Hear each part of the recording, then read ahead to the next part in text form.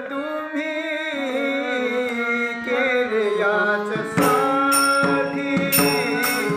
नटनाट्य तुम्ही केले याचसाठी,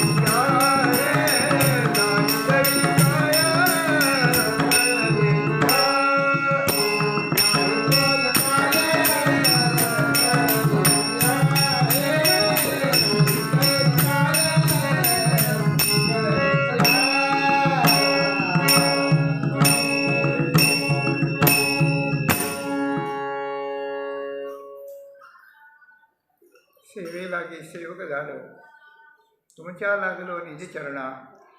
अहो स्वामी तुकया देवा, यावरी न करावा अवेर. सहज लीळे उदकी वह्या, तुम्ही रक्षिलिया निज सत्ते. अहो स्वामी तुकया देवा, यावरी न करावा अवेर. निळा म्हणे धराल हाती, निळा म्हणे धराल हाती, तरी द्याल मती निरुपमा. अहो स्वामी तुकया देवा, यावरी न करावा अवेर. नटनाट्य तुम्ही केले याचसाठी, नाट्य तुम्ही केले याचसाठी, कौतुके दृष्टी निववावी. नाहीतरी काय कळलेची आहे, वाघ आणि गाय लाकडाची. अभेदची असे मांडियले खेळा, केल्या दीपकळा बहु एकी. नाहीतरी काय ठाऊक, नाहीतरी काय कळलेची आहे, वाघ आणि गाय लाकडाची. तुका म्हणे रूप नाही दर्पणात, तुका म्हणे रूप नाही दर्पणात, संतोषाची मात दुसरी ती. नाहीतरी काय कळलेची आहे, वाघ आणि गाय लाकडाची. जगद्गुरू संत श्रेष्ठ श्री तुकाराम महाराजांच्या अभंग गाथेतील क्रमानं आलेला 876 क्रमांकाचा हा अभंग असून, प्रस्तुत अभंगात विश्वरचना, विश्वपालन, विश्वसंहार आणि या अनंत ब्रह्मांडाच्या प्रचंड घडामोडी परमात्मा श्रीहरी कशा पद्धतीनं करतो याची पोथी तुकाराम महाराजांनी देवाजवळच वाचलेली आहे. भगवंतालाच त्या ठिकाणी मांडतात. सांगतायत. हे जग म्हणजे काय आहे, देव म्हणजे काय आहे, जीव म्हणजे काय आहे, प्राणी मात्र म्हणजे काय आहे, त्या 84 लक्ष योनी काय आहे, हा कसा जन्म घेतो, कशाकरता घेतो, कशामुळे घेतो, हे करणारा कोण आहे, हे करणाऱ्याला हे सगळं करून साधायचे काय, या सगळ्याचा विचार जो भगवंताच्या मनात आहे, जो वेदशास्त्रांनी आपल्या गुह्य भाषेत काही आणि स्पष्ट भाषेत काही प्रतिपादन केलेलं आहे.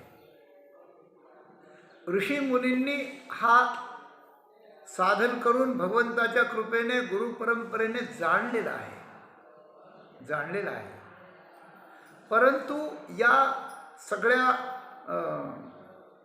सगळ्या पसाऱ्यात हे असंख्य जीव जे जन्माला येतात, वाढतात, मरून जातात, कुठून येतात कळत नाही, कुठे जातात कळत नाही, काय करावं तेही त्यांना कळत नाही, जे करतात त्याचा परिणाम काय काय होतो हेही कळत नाही. आणि असं असताना त्यांचं जसं आलं तसं चालू आहे. म्हणून एक गोष्ट आहे की शास्त्राचं हृदगत, भगवंताचं मनोगत स्पष्ट करून लोकांपर्यंत पोचविणारे जे ऋषी संत आहेत, या संतांनी लोकांना जगाला समजेल असं हे सगळं गुह्य उकलावं, गुह्याचा उकल करावा आणि त्यांच्या पुढे ते मांडावं आणि यातून एक करावं की तुम्हाला निर्माण करणं आणि या जगाचा पसारा ज्यांनी खेळ म्हणून मांडलेला आहे याचा उद्देश काय, याच्या मागे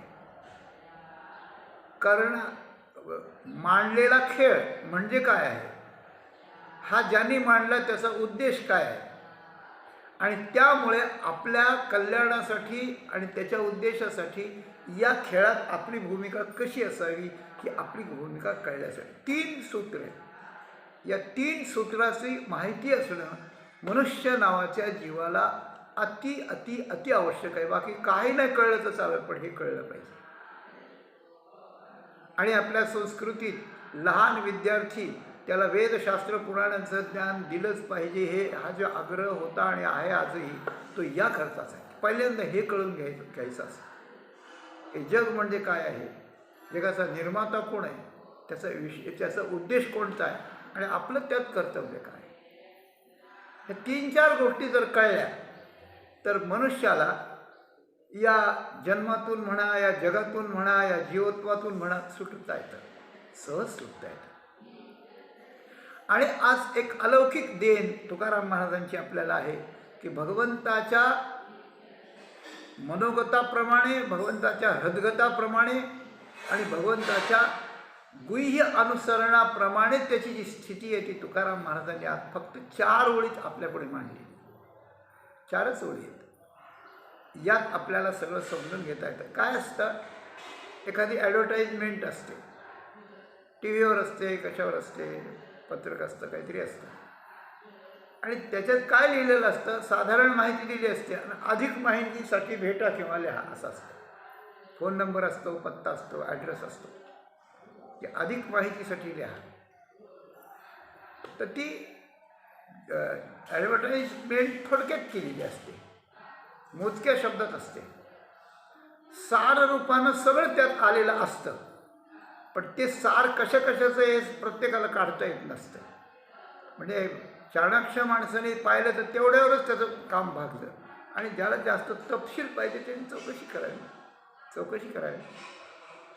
त्याप्रमाणे तुकाराम महाराजांनी भगवंताची म्हणजे जगनिर्मात्याची, जगाची म्हणजे निर्मित वस्तूची, आणि त्यात आपल्या स्वतःच्या भूमिकेची ही जाणीव ही भगवंतानं एक तुकाराम महाराजांनी एक थोडक्यात जाहिरात दिली आपल्याकडे, हे वाचा. एवढं कळलं तर एवढंच तुमचं काम होईल, काही जास्त करण्याची गरज नाही. आणि तुम्हाला अधिक माहिती वाटली तर विचारा, कोणाला विचारा, कोणी गुरु असतील तुमचे त्यांना विचारा. तुम्हाला शास्त्र, संस्कृत किंवा शास्त्राचा अर्थ कळत असेल, शास्त्र पहा, संतांना विचारा, गुरूंना विचारा. आणि तुमचा माझ्यावर विश्वास असेल तर मला विचारा, मी नाही मग बोलत, तुकाराम महाराज म्हणतात. कारण तुकाराम महाराजांचं अन्य अन्य ठिकाणी याचे तपशील आलेले आहेत, अशी गोष्ट आहे. याचे तपशील अन्य अन्य ठिकाणी आलेले आहेत. तर या दृष्टीने हे कळवून घ्या. एवढ्यात कळलं तर कळा, आणि एवढ्यात कळलं तर चांगलीच गोष्ट आहे. संवाद आहे देवाशी. विषय आहे या जगाच्या नटनाट्याबद्दल. विषय आहे जगाच्या नटनाट्याबद्दल. संवाद आहे देवाशी. आणि देवाला जाणवून द्यायचं की तुमचं सगळं नाटक कशा करता चाललं ते मला कळत आहे. मी जाणतोय हे सगळं तुमचं नाटक जाणतोय. देव हसतात ऐकता ऐकता. नटनाट्य तुम्ही केले याचसाठी कौतुके दृष्टीने व्हावी. तुम्ही नटनाट्य याकरता निर्माण केले, म्हणजे हे जग निर्माण केलं, जीव निर्माण केले, त्यांचं खाणंपिणं निर्माण केलं, त्यांचं लेणं नेसणं भोगणं, पती पत्नी प्रपंच उभा करणं, ते पुन्हा त्याचा विस्कटून देणं वगैरे वगैरे, हे राजकारण, समाजकारण, सांस्कृतिक कारण वगैरे सगळं, हे सगळं तुम्ही निर्माण केलं. तुम्ही निर्माण केलं. पंचमहाभूतांचं भौतिक जग निर्माण केलं, त्याच्यात जीव आणून घातला, म्हणजे मग त्याला त्या भूतांचे शरीर दिले, त्यांना मनाच्या भावना, बुद्धीचा तर्क, चित्ताचं चिंतन, अहंकाराचं स्फुरण, हे सगळं त्याला एका एका एका एकात घालून टाकलं. करंज्यात बाखर बायका भरतात दिवाळीला, तसं सगळं करून टाकलं. अरे पण हे केलं कशा करता? काय नाही, सहज गंमत म्हणून केली, दुसरं काही नाही. कौतुके दृष्टीने व्हावी, याचे दोन अर्थ करता येतील. एक, आपणच कौतुक मांडायचं आणि आपणच निहाळायचं, अशी गोष्ट आहे. आपणच एखाद्या अभंगाचं किंवा एखाद्या पदाचं गाण्याचं रेकॉर्डिंग करायचं आणि आपणच ऐकायचं. आपणच व्हिडिओ तयार करायचा आणि आपणच पाहायचं. आपणच पत्र लिहायचं आणि आपणच वाचायचं. आपणच एखादा खेळ मांडायचा आणि आपणच पाहायचं. हे स्वतःची दृष्टी निवडावी. आणि तर कौतुक शब्द काढलाय, घातलाय. आणखी काय? आणखी जे जाणते म्हणवीत असतील स्वतःला, तरी बघा, डोकं लावावं, कसं केलंय काय बघा, याचा छडा लावा. म्हणजे कुणीही चाणाक्ष असला आणि या सृष्टीच्या रचनेकडे पाहू लागला तर त्याची दृष्टी किंवा त्याची बुद्धी भांबावून जाते की काय सगळं. आणि याच्यात कौतुक वाटतं की आश्चर्य आहे, कौतुक आहे, आश्चर्य, कौतुक आहे. आश्चर्यवत पश्चित कश्चिदेन, ते भगवंताला पाहण्याकरता आहे, पण सृष्टीला पाहण्याकरता सुद्धा ते लावता येतं, अशी गोष्ट आहे. तेव्हा कौतुकही दृष्टी निवडावी. चाणक्य माणसाची हे पाहताना बघा, याचा छडा लावा, तुम्हाला लावता येत असतं, किंवा स्वतःची निवडावी, अशी गोष्ट आहे. आणि याचा सोर्स किंवा याचं मूळ हे अगदी वेदोपनिषदापासून अशा प्रकारचं आहे. वेदोपनिषदांनी वर्णन केलं, पुराणांनी वर्णन केलं, ऋषींनी निरनिराळ्या ग्रंथात वर्णन केलं, तुकाराम महाराजांनी पण केलं. काय होतं? परमात्मा एकटा होता, बरं का? परमात्मा एकटा होता. त्याच्या आधी काहीच नव्हतं. पण काहीच नव्हतं असं नाही, ब्रह्म होतं. ते ब्रह्म नपुंसक आहे. त्या ब्रह्माला जग रचता येत नाही. म्हणून त्या परमात्म्याने स्वतः तो पुरुष बनला आणि पुरुषानं मन धारण केलं. तैसे मी एकची पहिले, मग मी त्याची मना ते व्याले, मग चारी मनी आणि झाले सप्तऋषी आणि झाले चारी म्हणू, ही लोकपाळ केले, लोकपाळी विविध लोक सृजले, लोकापासून निपजले प्रजा जात वर्ष वगैरे, असं वर्णन आहे ज्ञानेश्वरी. तर पहिला मी पुरुष. वेदामध्ये पुरुष एवेदन सर्व किंबहुना सहस्रशीर्षा पुरुष, असं जे पुरुष सुक्तात पुरुषाचं वर्णन आहे, तो पुरुष तो आहे. पहिल्यांदा तो पुरुष तो आहे. कारण काय? सृष्टी अनेक प्रकारानं निर्माण करण्याचं आहे, म्हणून तो पुरुष झाला, पुरुषाकार बनला, की त्याने मन धारण केलं. कारण ब्रह्म म्हटलं की ते नपुंसक आहे. आणि हे जगाला जर मायाकारण म्हणावी, मायाकारण म्हणलं तर ती स्त्री आहे.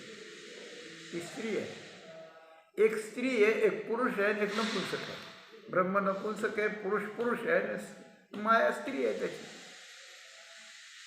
म्हणजे पती पत्नीची जी संकल्पना आहे, त्या संकल्पनेचं मूळ ते आहे. आणि आपण जे स्वतःला आपल्यातला जो पुरुष आहे तो पुरुष म्हणतो, ते पुरुषत्व सुद्धा त्याचंच आहे, पण ते पुरुषत्व त्याने आपल्याला दिलं आहे. शक्ती आहे, बुद्धी आहे, प्रेरणा आहे, सगळं आहे त्याच्यात.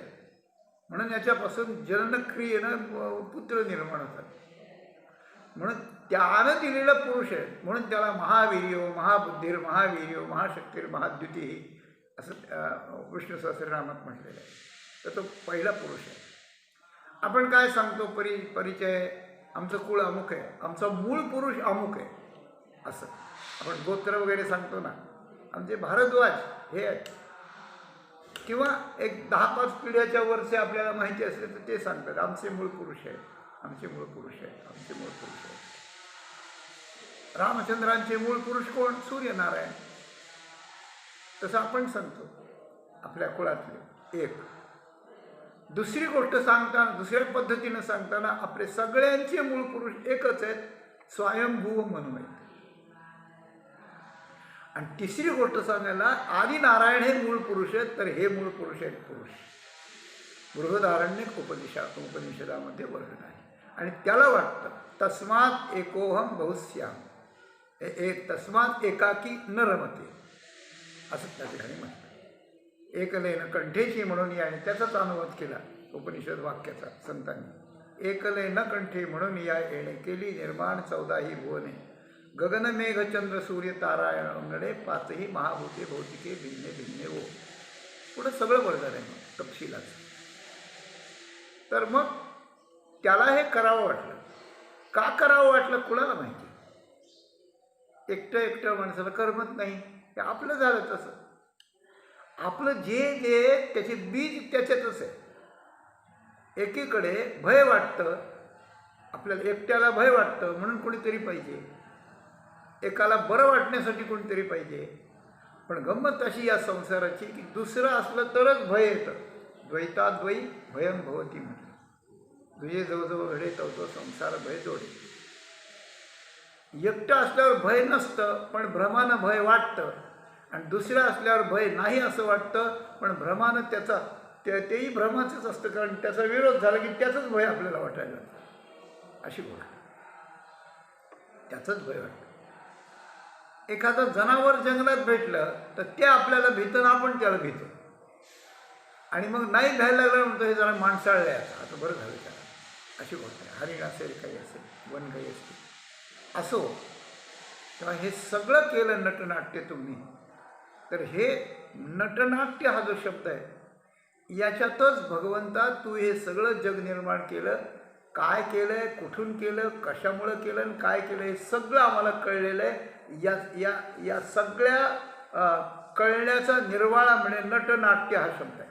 नटनाट्य म्हणजे काय, तर नट म्हणजे अभिनेता की जो आपला जो मूळ वेश आहे तो बाजूला ठेवून दुसरा वेश घेतो आणि आपल्या स्वभाव लपवून ठेवून त्या घेतलेल्या वेशाचा जो स्वभाव असतो, वेशवानाचा जो स्वभाव असतो, त्याप्रमाणे तो सगळं वर्तवून दाखवतो. आणि पाहणाऱ्याला ऐकणाऱ्याला काही कळत नाही की हा दुसराच आहे ना, हा त्याचं नुसतं नाटक करतोय तो, हे कळत नाही. याला नटनाट्य म्हणतात. बरहा पीणम नटवरवपू, तुका म्हणे नटधारी भोगभोगिनी ब्रह्मचारी. भगवान नट आहे म्हणजे तो स्वतः तो निर्गुण निराकार आहे. आणि पुरुष होऊन आता निरनिराळे अवतार घेऊन किंवा निरनिराळ्या जीवाचे रूप धारण करून तो सगळ्या रूपानं नटलेला आहे. नट शब्दाचा अर्थ त्यांनी केलेला शृंगार किंवा पोशाख. आणि नाट्य शब्दाचा अर्थ तो त्याच्या स्वभावाप्रमाणे त्याला जे काम दिलंय ते, आणि ते काम तो तसा प्रकारचा नाट्यवत ठेवतो. आणि नाट्य शब्दाचा आणखी एक अर्थ आहे की नाट्य म्हणजे नाटक करताना जी स्टोरी ठरलेली असते, जे घटना ठरलेली असते, ती करीत असताना शेवटपर्यंत प्रेक्षकाला ते लक्षातच येत नाही आता पुढं काय होणार म्हणून, आता पुढं काय म्हणून त्याचं कुतूहल आणि त्याची उत्कंठा वाढवित नेणे आणि उत्कंठा वाढून शेवटी शेवटी मग ते करणं. सांस्कृतिक नाटक असेल तर आपली संस्कृती जगवण्याकरता संस्कृती कशी महत्त्वाची हे त्या नाटकीय घटनेतून कळवून दिलं जातं. आणि त्याच्याकरता जे जे करावं लागतं ते तो इतकं बेमालूम करतो की त्यांनी स्त्री पाळली ती स्त्रीच आहे असं वाटतं. तो क्रूर झाला की तो क्रूरच आहे असं वाटतं. ते ईश्वरचंद्र म्हणून एक महापुरुष होऊन गेले बरं का. ते मोठे साहित्यिक होते, हे होते, दार्शनिक होते, पंडित होते आणि त्यांना छंद होता नाटकाचा. ते नाटक कंपनीत त्यांना बोलवायचं, ते जायचे. ते एका नाटकात गेले. नाटक चाललं होतं. ते नाटक असं होतं की ब्रिटिशाच्या काळात भारतात ब्रिटिश आले तेव्हा त्यांनी भारतीय हिंदू समाजावर किती अन्याय केले, किती अत्याचार केले. मग ते सगळं चित्रण किंबहुना सगळं ते नाटकाची कथा चालली होती.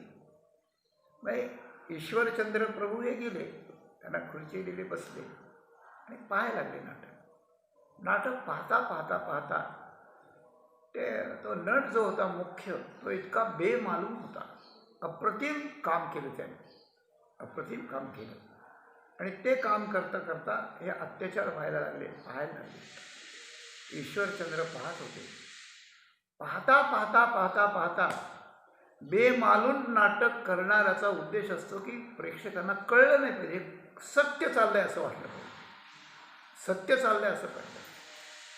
सीता आणि राम पुढे आले, संवाद केले की आपले हात जोडले पाहिजे, आपल्या डोळ्यात पाणी आलं पाहिजे, हे खरंच सीताराम आहेत असं वाटलं पाहिजे, अशी गोष्ट. तर ते अत्याचार करणारा तो जो साहेब होता तो नट, त्याने असं त्या ठिकाणी केलं. आणि त्या ईश्वरचंद्रजींना ते अनावर झालं की अरे काय अत्याचार आहे ते, एवढे अत्याचार हा करतो, असा कसा दुष्ट माणूस आहे. त्यांना त्यांना त्यांना त्याची चीड आली आणि त्या चिडेचा आवेग आला. त्याने पायातला बूट जोडा काढला आणि असा फेकून मारला त्याला स्टेजवर, त्या मंचावर जोडा फेकून मारला. आता फेकून मारणं हे काही सभ्यतेचं लक्षण आहे का काय कोणाला माहिती. पण गंमत अशी झाली, त्या नटाने तो झेलला, बरोबर झेलला. आणि त्याने सांगितलं की ज्याने हा बोटजोडा मारला असेल त्याला मी नमस्कार करतो, त्याला धन्यवाद देतो. त्याचं कारण आजपर्यंत मला माझ्या नाट्यकामाचे खूप पुरस्कार मिळाले, पण मला आजचा पुरस्कार सगळ्यापेक्षा आणि भारीचा किंवा सगळ्या पहिल्या क्रमांकाचा पुरस्कार समजतो, अशी गोष्ट आहे. कारण दुसरे पुरस्कार देणारे हा मी नाटक कसं चांगलं करतो हे बघत होते, पण आज हे जे महापुरुष आहेत यांना भान राहिलं नाही की हे खोटं आहे, नाटक आहे, नाटक आहे हे कळलंच नाही, त्याला लक्षात आलं नाही, त्याला मी खरंच अत्याचार करतो असं वाटलं. म्हणून हा माझा सर्वोत्कृष्ट पुरस्कार आहे असं मी मानतो. तर काय आहे, पाहणाऱ्याला दोन गोष्टी आहेत. एक, नट ओळखून नाही आला पाहिजे.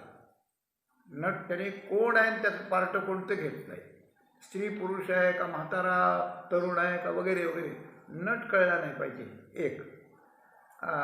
त्याच्यानंतर त्याचा जो अभिनय आहे तो अभिनय हुबेहूब जसं की तसा असला पाहिजे.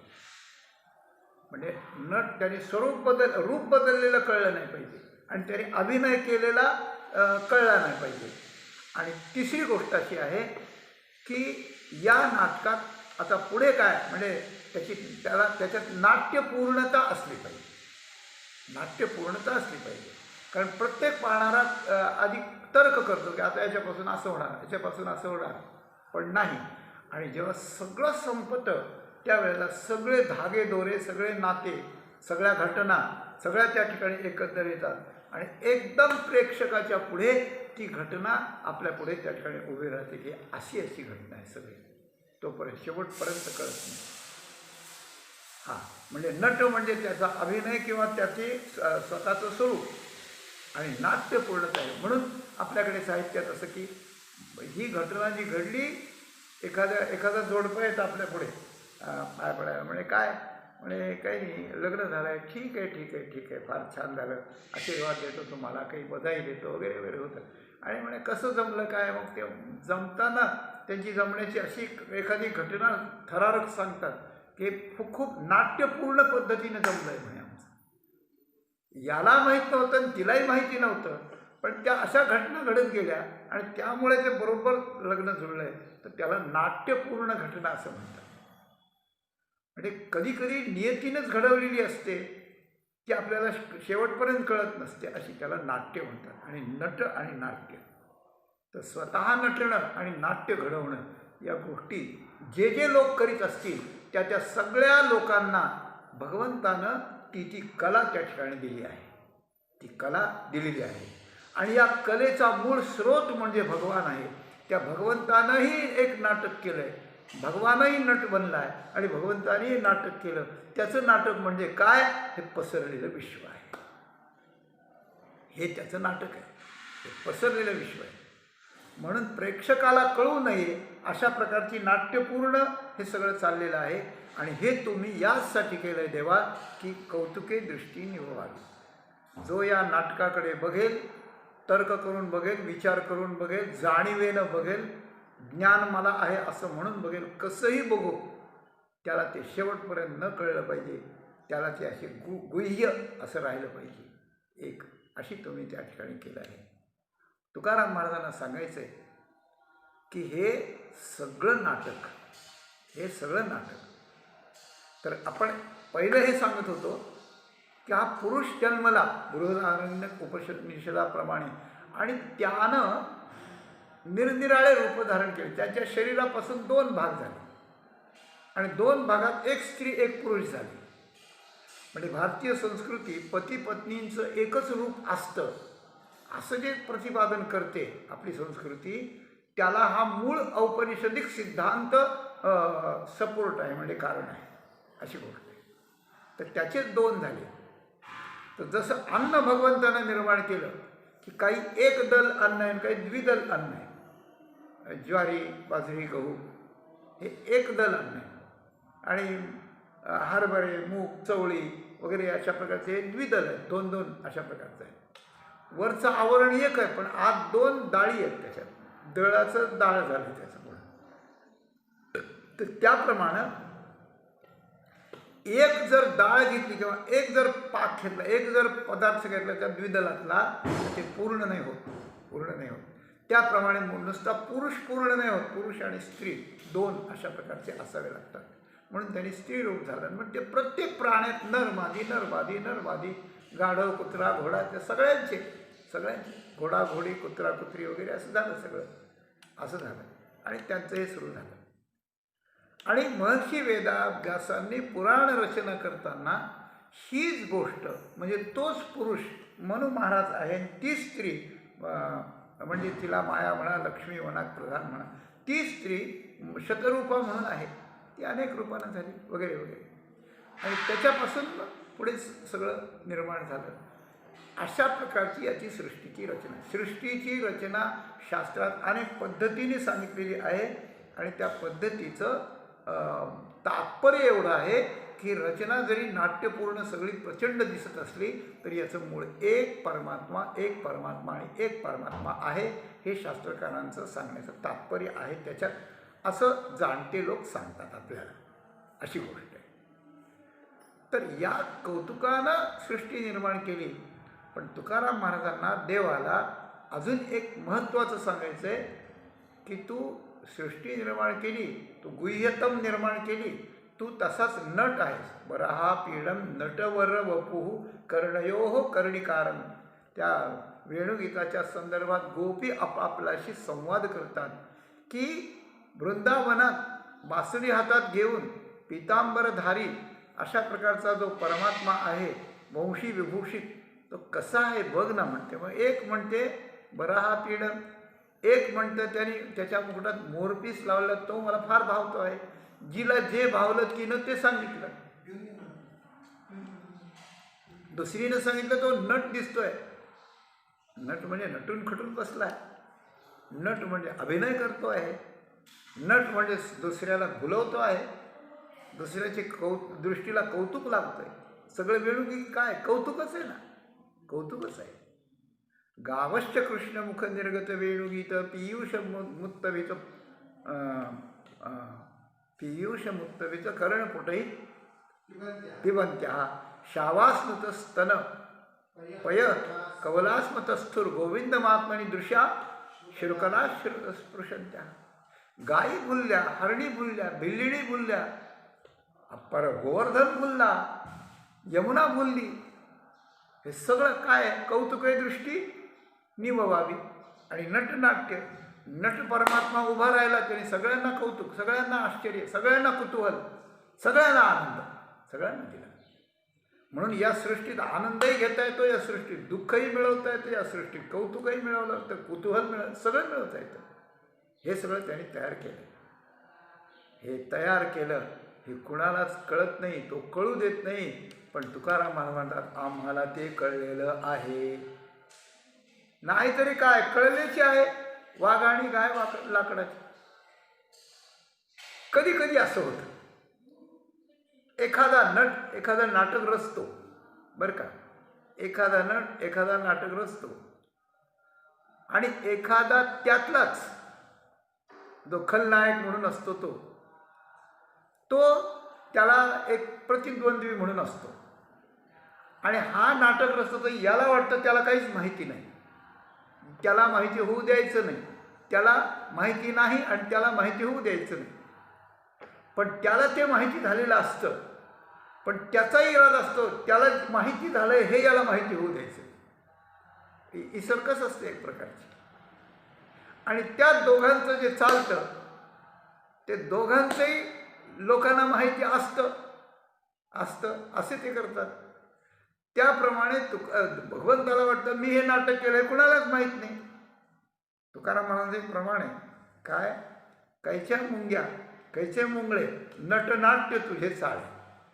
आम्हाला मुंग्या येतात चावतात, मुंगळे येतात चावतात. हे मुंगळे काय, मुंग्या काय कुठून निर्माण झाल्या, कुठून बिळातून किती निघाल्या, कसं उदरनिर्वाह. नाही मुंग्या नाहीत, मुंगळे नाही, सगळे तुझे चाळे. हे तू नटनाट्य निर्माण केलं. अनेक ठिकाणी हा शब्द आला आहे. मदन मूर्ती मनमोहना गोपाळ गोपिका रमणा नटनाट्य कौशल्य काना अहो संपन्ना सर्व गुणे गुणवंता आणि निर्गुणा.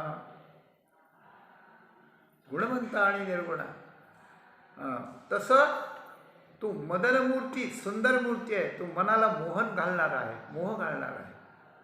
गोपिकांच्या आणि गोपाळांच्या समवेत रमणार आहे, गोपाळ गोपिका रमण.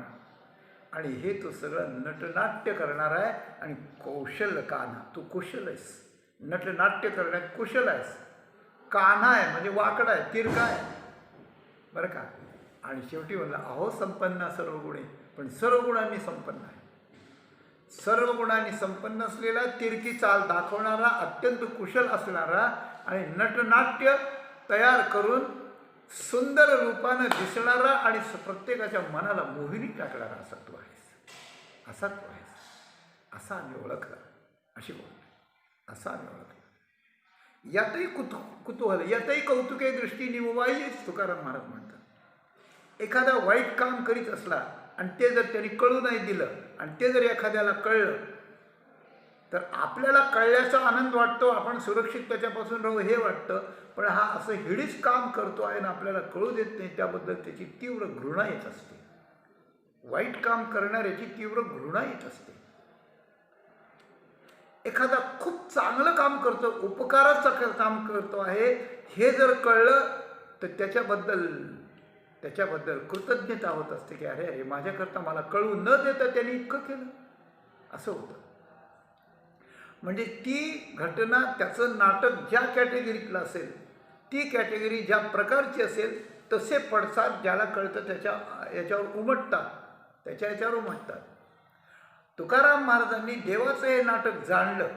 पहिल्यांदा असं वाटतं आपण तुकाराम महाराजांनी देवाची हवाच काढून घेतली, नाही ते काय कळल्याची आहे, वाघ आणि गाय लाकडाची असं वाटतं. पण तसं नाही. संतोषाची मात दुसरी ती, हे शेवटची जे म्हटले त्याच्यातून म्हटलं की देवा तुझे नटनाट्य पाहून मला फार संतोष झाला, मला खूप आनंद झाला, मी आनंदात आहे खूप. अशी गोष्ट आहे. म्हणजे कळल्याचा आनंद आहे. तू हे करतोस ते कशाकरता करतोस त्याचा आनंद आहे. यात तुझी भूमिका कशी असते त्याचा आनंद आहे. यात जे अडाणी जीव आहेत त्यांच्याबद्दल तुझा काय उद्देश आहे त्याच्यात आनंद आहे. आणि जे तुला शरण येतात त्याला या नाटकातून सोडून त्यालाही कौतुक दाखवतोस तू, याचाही आनंद आहे. हा आनंद आहे. पण एक गोष्ट अशी आहे की कोणालाच कळत नाही असं वाटून घेऊ नकोस. मला कळलंय ते, नाहीतरी काय कळलेच आहे. मला कळलंय म्हणे. काय? वाघ आणि गाय लाकडाची. लाकडाचीच गाय, लाकडाचाच वाघ. पण वाघ आणि गाय एकत्र आले तर काय करतं? गाय वाघाला खाते ना. वाघ आले की गाय खाऊन टाकते, बरोबर आहे? नाही ना, वाघ गायला खातो. एकदा प्रदर्शन होतं, सगळे चित्र मांडलेले होते, कलाकृती लोक पाहत होते. प्रदर्शनात कलाकृती असते ती पाहत होते. सगळ्यात प्रदर्शनाचं जे आकर्षण होतं ते दूर होतं थोडंसं, त्याच्यात एका बाजूला होतं. आणि ते लांबून दिसणारं नव्हतं, ते असं आडपडद्याचे होतं. पण तो जो मार्गदर्शन करणारा होता प्रदर्शनवाला, तो त्या लोकांना घेऊन जात होता की आता हे पाहिलं तुम्ही, आता चला माझ्यासोबत, मी अजून एक सर्वोत्कृष्ट कलाकृती दाखवतो, सर्वोत्कृष्ट दाखवतो कलाकृती. नाही ते गेले. आणि ते दृश्य असं होतं की जवळ गेल्याशिवाय दिसत नव्हतं, एकदम जवळ दिसायचं. एकदम माणूस तिथं गेला की ऑटोमॅटिक बटन दाबलं की पडदा बाजूला व्हायचं की आपल्या पुढे यायचं. ते गेले काही लोक, आणि गेल्यानंतर ते त्याने उघडून दाखवलं तर एक वाघ. वाघ म्हणजे वाघासारखा वाघ उभे हो, काहीच फरक नाही त्याचा. त्या कारागिराची तशी करडीच होती. आणि एक गाय, वाघाची डरकाळी, त्याचा आवाज, त्याचं ते झेप घेण्याची हालचाल, गाय घाबरणं, गाईचा शोकाने फोडलेला हंबरडा, हे सगळी स्वरसंगती किंवा साऊंड संगती सगळी होती. पण होतं काय? होतं लाकडाचं. गाय लाकडाची, वाघही लाकडाचं. आणि ते सगळं त्याने बटन दाबून करून दाखवलं. आणि तिथे गेल्याबरोबर पती पत्नी दोघं होते. पत्नी तर आरडली आणि आपल्या पतीला बिलगली. तोही तिला घेऊन पळू लागला लहान. मग तो माणूस हसायला लागला, म्हणा घाबरू नका, घाबरू नका, हे प्रदर्शनच नाही, हे खरं नाही आहे, खरं नाही आहे. मग त्यांच्या जीवात जीव आला. नटनाट्याचं नाट्यत्व आणि नटत्व हे असतं, हे असतं. म्हणून सगळे लोक घाबरतात, मृत्यूला घाबरतात, याला घाबरतात, अशी गोष्ट आहे. म्हणून तुकाराम महाराज म्हणतात, नाहीतरी काय कळलेच आहे, वाघ आणि गाय लाकडाची, लाकडाची. म्हणजे यात मरणारे आणि मारणारे, यात मृत्यू आणि मृत्यूला बळी जाणारा, हे दोन्ही पण एकच आहे. हे तुकाराम महाराजांना म्हणायचे, दोन्ही एकच आहे, दोन्ही दोन नाही आहेत, अशी गोष्ट आहे. तर काय, अमृतंचैव मृत्युश्च सदसच्चाहम अर्जुन, भगवान म्हणतात. एथ मरते मारिते पाही स्वरूप माझे. असे मरणार मारणार दोन्ही एक आहे. जीवो जीवस्य जीवनम म्हणतात त्याप्रमाणे. अशी गोष्ट आहे. तुकाराम महाराजांनी तिसऱ्या चरणात अजून एक दृष्टांत दिलेला आहे. ते म्हणतात की अभेदची असे मांडिलिया खेळात केल्या दीपकळा बहु एके. मुळात अभेद आहे, ही सृष्टी मुळात अभेदाची आहे. म्हणजे एकमेवाद्वितीय भेद नाही तिथे. पण एकाच घरातली 4 मुलं खेळ खेळताना विरुद्ध पार्टी निर्माण करतात. आणि या बाजूचे 2 होतात, या बाजूचे 2 होतात. मग क्रिकेट काय खेळायचं ते खेळतात त्यांना. तर खेळ विरोधाशिवाय होत नाही, खेळ न कळण्याशिवाय होत नाही. खेळ भांडणं, मारामारी आणि प्रेम या सगळ्या भावना त्यात असाव्या लागतात. असा खेळ मांडणारा तू अत्यंत चतुर आणि कुशल अशा प्रकारचा आहे. भगवान जेव्हा कंसाच्या राजधानीत म्हणजे मथुरेत गेले गोकुळातून कंसाला मारण्यासाठी, आणि त्यावेळेला कंसाने सगळी तयारी केली होती. कोवला पीठ ठेवला होता, मल्ल ठेवले होते, चाणूर मुष्टिक वगैरे वगैरे वगैरे मारण्याची व्यवस्था केली होती सगळी. आणि भगवान आले. आल्यानंतर भगवंताला सगळ्यांनी पाहिलं. स्वजनांनी पाहिलं, पितृचरणांनी वसुदेव नंद यांनी पाहिलं, ज्याला त्याची भीती होती त्या कंसाने पाहिलं, त्या मल्लांनी पाहिलं. हे सगळे लोक होते. भगवंताने त्यांना साथ प्रतिसाद देण्याच्या अगोदर भगवंतानं नुसतं त्यांना दर्शन दिलं. भगवान उभे राहिले तिथे आणि दर्शन दिलं तर भगवान 9 प्रकारात 9 जणांना दिसले. आणि साहित्याच्या दृष्टीने 9ही रसाचा परिपोष भगवंतानं या सगळ्यांच्या अंतःकरणात केला. मल्लानाम शनिर नृणाम नरवरः स्त्रीणाम स्मरो मूर्तिमान गोपानां स्वजनो सतां क्षितिभुजां शास्ता स्वपित्रो शिशु मृत्योर्भोजपतेर विराड विदुषां तत्वं परम योगिनां वृष्णीनां परदैवतेति विदितो रंगंगत साग्रजः.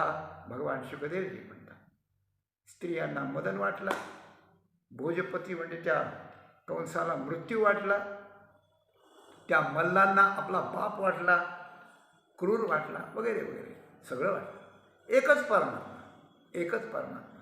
वसुदेव आणि नंदांना आपला बछडा आहे असं वाटलं, गोपांना आपला सख्य मित्र आहे असं वाटलं. एकच परमात्मा. त्याप्रमाणे तिथे जसं मिनी नाटक आहे तसं हेही नाटक आहे. आपल्याला जी आई वाटते, आपल्याला जे पिता वाटतात, आपल्याला जो मित्र वाटतो, भाऊ वाटतो, तोही परमात्माच आहे. आपल्याला जो शत्रू वाटतो तोही परमात्माच आहे. पण हे कधी सिद्ध होतं? हे कळवून घेतल्यावर सिद्ध होतं. कळण्याच्या आधी नाही सिद्ध होत. हेच तर नाटकाचं नाटकाचं आहे. म्हणून तिसऱ्या चरणात अभेदची असे मांडिले खेळा हा खेळ मांडला आहे नुसता. कसा? केल्या दीपकळा बहुएकी. एक दिवा लावला आणि 1000 लाख दिवे तेल आणि वात घालून ठेवले आणि दिवा लावला. दिव्याने दिवा लावला. एक दीप लावे सायासे तो आणिक लावू बैसे तरी काय प्रकाशे वंचिते का कोण आधिले नोळखीचे.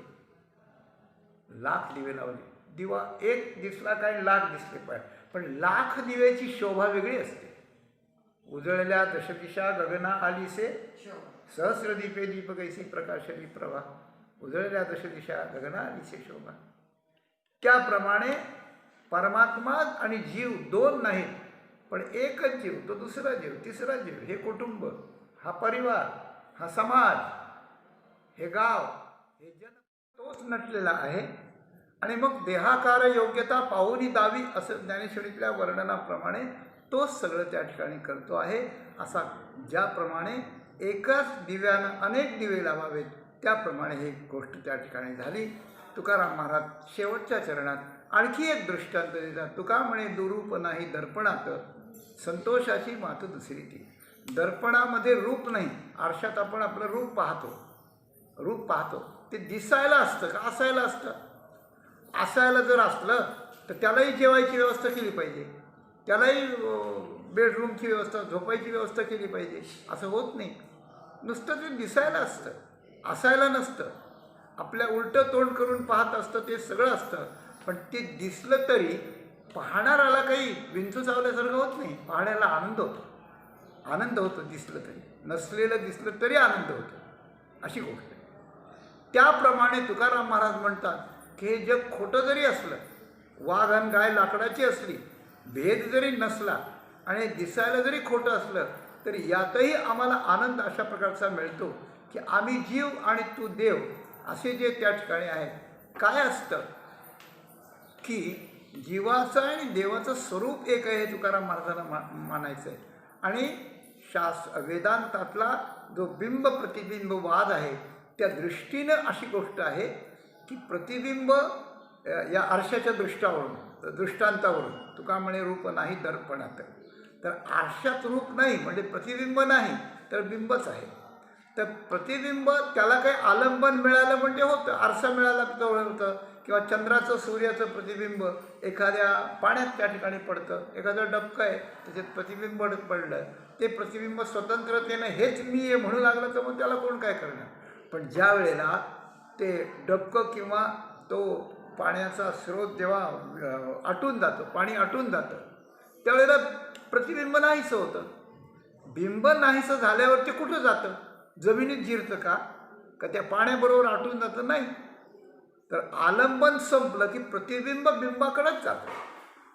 हे असो परतोनी मागोते प्रतिबिंब पाहे बिंबाते, तो जाऊनी आहे ते बिंबची होय, अशी गोष्ट आहे. त्याप्रमाणे ती बिंब होतं. त्याप्रमाणे तू बिंब आहेस, तू बिंब आहेस आणि आम्ही प्रतिबिंब आहोत. तर ज्या वेळेला आम्ही आमची जी उपाधी आहे आभास आणि अंतःकरण, अविद्यावृत्ती आणि अंतःकरण वृत्ती, याच्यात त्या ठिकाणी जीव म्हणून आम्ही तुझंच प्रतिबिंब आहोत. पण संतांच्या संगतीनं, तुझ्या कृपेनं ही उपाधी किंवा ही अविद्या किंवा ही उपाधी आम्ही जेव्हा तिला बाध केली जाते, त्यावेळेला आमचं जीवत्व संपतं आणि त्यावेळेला आम्ही तुझंच रूप अशा प्रकारचं होऊन जातो. म्हणून आरशात आपलं प्रतिबिंब पाहून जसा बिंबाला आनंद होतो, तसा या सृष्टीत तुझेच प्रतिबिंब आम्ही आहोत, आम्हाला पाहून तुला आनंद होतो. आणि आम्ही तुझंच रूप आहोत हे आम्हाला जेव्हा तुझ्या कृपेने कळलं तेव्हा आम्हालाही आनंद होतो. संतोषाची मात दुसरी ती.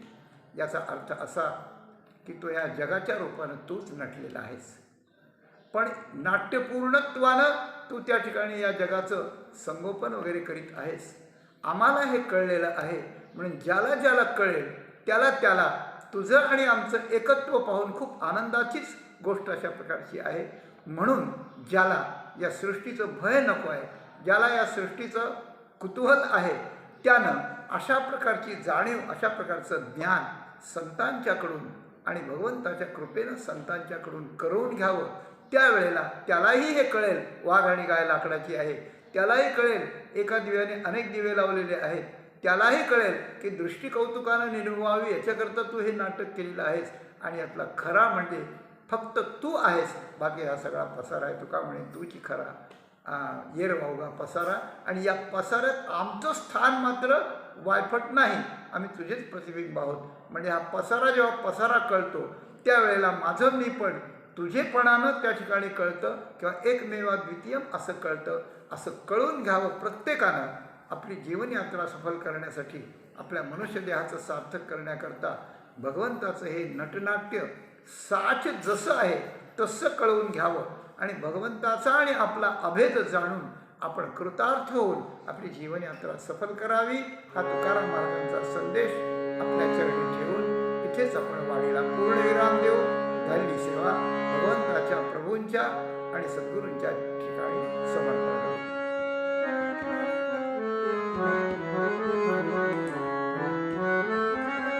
तुका म्हणे